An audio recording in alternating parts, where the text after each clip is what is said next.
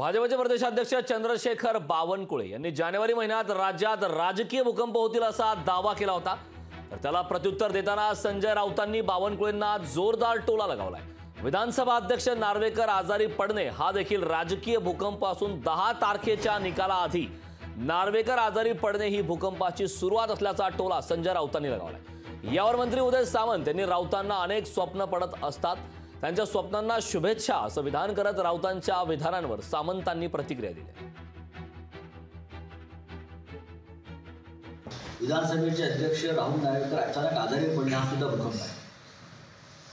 आज निकालाचा दिवस आहे उद्या, बरोबर ना?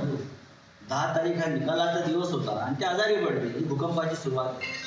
अनेक स्वप्न त्यांना रोज पडत असतात, त्यांच्या सगळ्या स्वप्नांना मी शुभेच्छा देतो आणि पुढची 25-30 वर्ष अशीच स्वप्न त्यांनी पाहत राहावी आणि एकनाथ शिंदे साहेबांच्या नेतृत्वाखाली कायमस्वरूपी सरकार आमचं यावं ही आमची मनापासूनची इच्छा आहे आणि ती इच्छा महाराष्ट्रातली जनता पूर्ण करेल।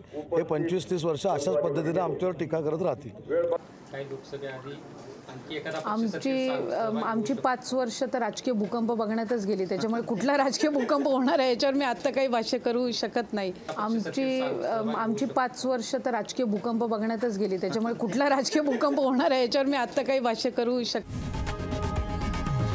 लोकशाही मराठी ऐका, पहा, जागरूक रहा।